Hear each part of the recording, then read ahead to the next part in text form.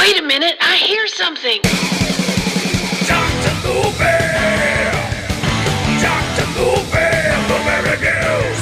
Dr. Movie! Dr. Movie! Yeah!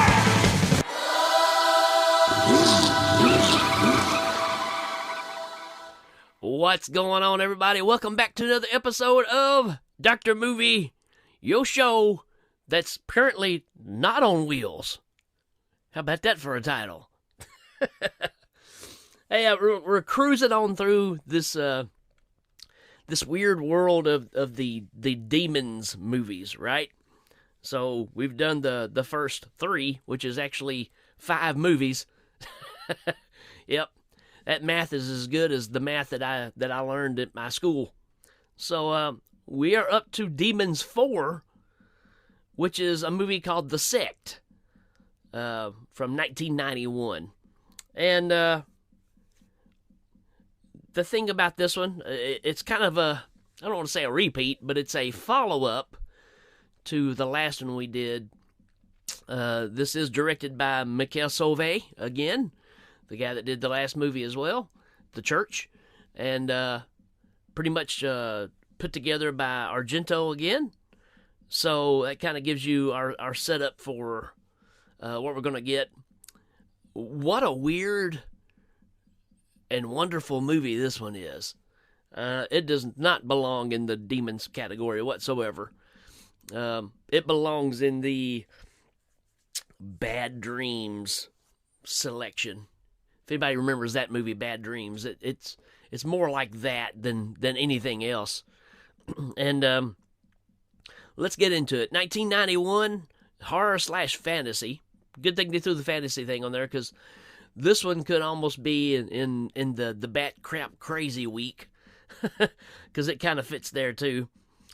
Synopsis is: a school teacher is given the unspeakable assignment by the leader of a legion of doomed, a legion of the doomed, not the Legion of Doom.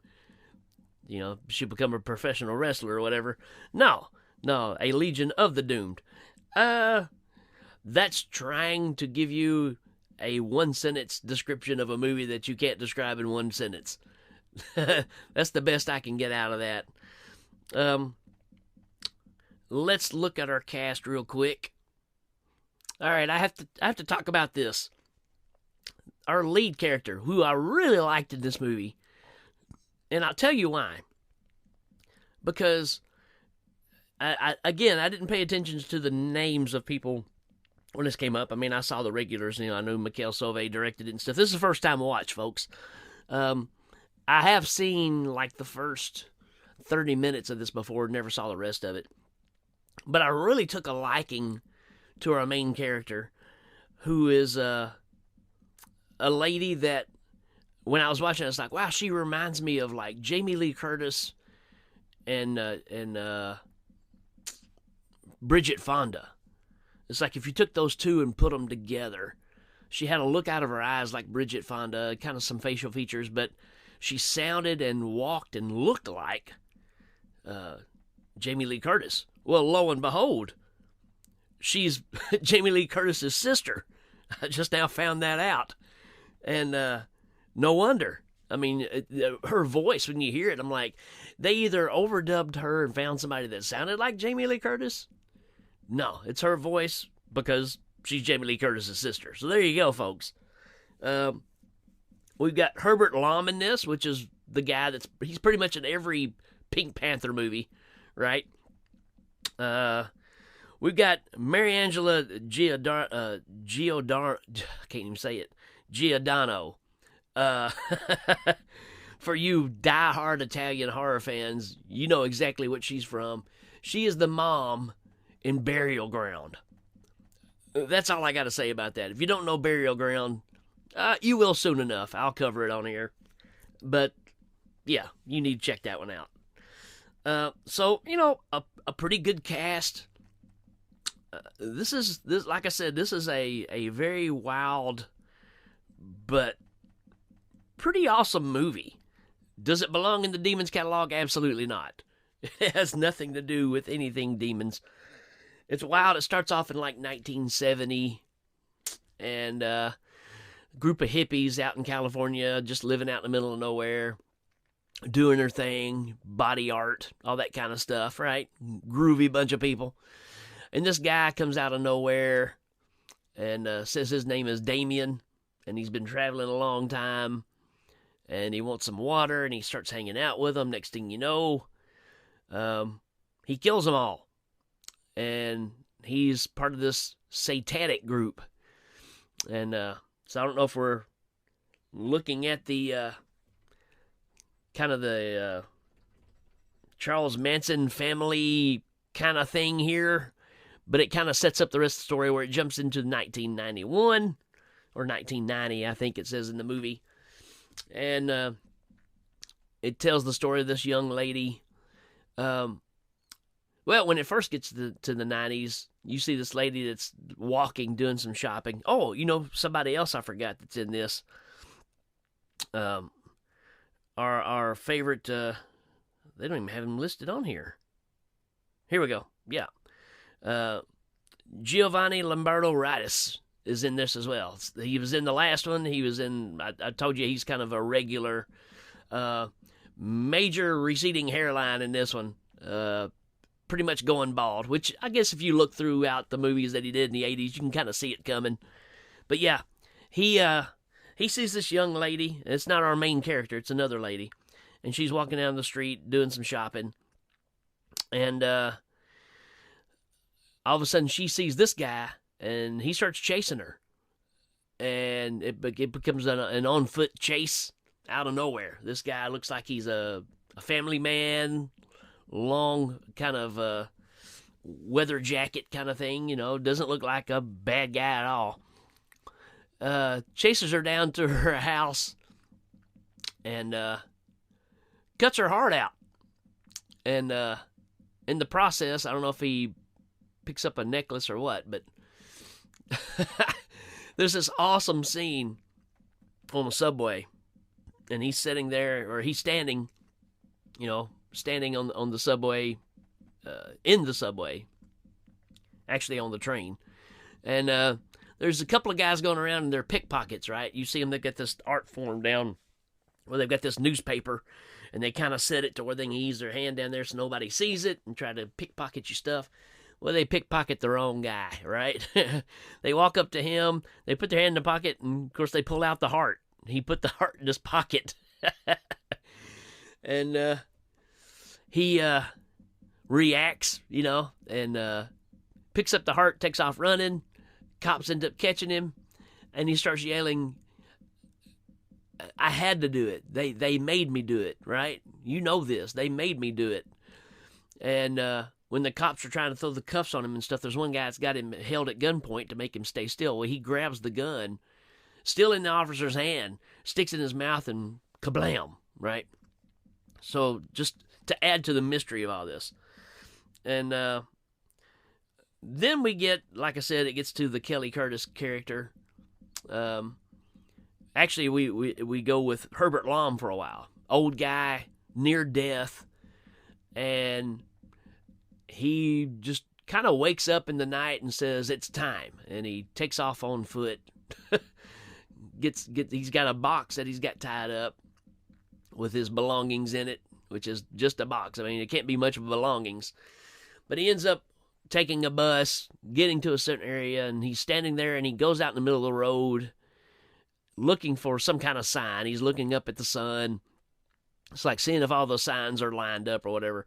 And here comes Kelly Curtis, her character, Miriam, and she's speeding through there in a car and accidentally hits the guy, and she ends up helping him up, and he gets in her car, and she says, "I'll take you to the hospital." He's like, "Nope, that'll be fine. I'm okay." "Well, how about I just take you to my place? You can just chill out there, and I just live down the road, yada yada." So yeah, we kind of get that situation where she takes him in, and he starts looking around the house, and he says that he used to live in a house a lot like this one, and just brings back memories. Well, as this goes on, you're going to find out that, yeah, he knows this house very well.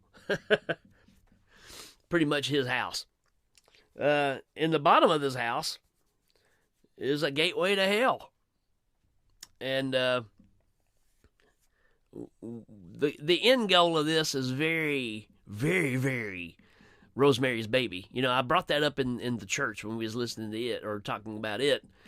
And, boy, this one's way much like Rosemary's Baby. There's all kinds of weird sequences here. There's a kind of a beetle-type bug that he takes in there in the middle of the night when she's asleep, and it crawls up in her nose. I don't know if it's some kind of possessive thing, but there's all this stuff where, you know, there's imagery with this woman that's a friend of hers that, you know, this woman is a teacher, and she has this little girl in her class, and the little girl's drawing a picture of this bug. She's like, wow, that's interesting. She says, well, my mom draws it all the time. Well, that mom ends up, like, disappearing. Don't know what happens to her one day after school. And so this teacher, Miriam, takes the little girl home, and when she gets home, she sees all these pictures this woman has drawn of this beetle. It's over and over and over, and it does something to her, and she kind of passes out. I forgot to mention that she finds out that there's this underneath the house. I mean, it's just a huge kind of coven-looking area, paintings on the wall. It's pretty awesome looking. And I guess for the majority of the movie, or the majority of her life, she never knew this existed. But she found a passageway that was open because, like I said, Herbert Lom's character, Mobius, was down there, right? Because he's trying to open it up and get everything set up for what needs to happen. So what you're finding out is this guy is in charge of bringing the evil to the earth that's supposed to take over everything. That's kind of the whole point. And she's kind of the vessel to make it happen, right? Hence called the Sect. She goes down there, and then all of a sudden there's this lady there. Out of nowhere. And she acts like she's stealing something, and she's afraid, and she runs off. Well, no idea who this lady is, but when she passes out at this little girl's house, like I said, when she sees all the bugs, the man of the house yells for the caretaker of the house or the maid or whatever to bring some water. Well, when she brings the water, guess what? It's that lady. So it does these weird kind of tie-ins to things. Like I said, reminds me a whole lot of Bad Dreams, except for the fact of so much of that is kind of in the mind, right? This stuff is happening, and, you know, the whole point is she's responsible for bringing the evil to the earth and doesn't even know it. Very, like I said, Rosemary's Baby. Yeah, she has this wild dream, which kind of comes true eventually. And, again, Mikel Sauvé, what work. I mean, his artistic flair in this, I mean, to me, he really shines in this movie as far as his abilities, which leads up to the next movie that he does down the road. Cemetery Man, if you don't know what I'm talking about. This is a beautiful film. This is done very well. It paces pretty decently. It feels, it's a long movie. It's almost 2 hours long. So that's one of the things that kind of makes you go, you know. But overall, I really enjoyed this flick. And I think you need to check it out. It is called The Sect, if you're looking for it. Why it's in the Demons catalog, no idea. I don't know if it was just that popular of a set of movies, even though you get 3 different part 3s. But this is a great standalone flick. If you're getting into that kind of cultish kind of film, this is really good. Don't know why I didn't finish it back when I first originally saw this, but glad I did. This is a great flick, and it's got some imagery in it that is pretty bizarre. Hope you're not scared of pelicans. I'll just say that because there's something weird that happens with the pelican. I'm gonna kind of leave it there because I feel like this is one that, especially if you're a horror fan, especially Italian horror, you have to check this one out. It is just strange enough that I'm really surprised I haven't seen more people talk about it, because I'm surprised at how solid of a flick this one is and how great the imagery is in it. This deserves a lot better accolades than being Demons Part 4. Just saying. This movie should be held to a much higher standard as far as where it sits. So it's kind of where I stand on this one. I'm going to give this a 4 out of 5. I was really impressed with it and highly recommend you check it out. That's pretty much it on this one. I don't want to ruin much more, but again, the lead character to me is all of it, right? You're taking this trip with her, and she delivers tenfold. And I don't know, really enjoyed this one. So y'all give it a chance. Let me know what you think. And till next time, we'll do Demons Part 5. And this is getting crazier as we go, folks. All right, folks, that's it for this one. We will check you later. Dr. Lupe!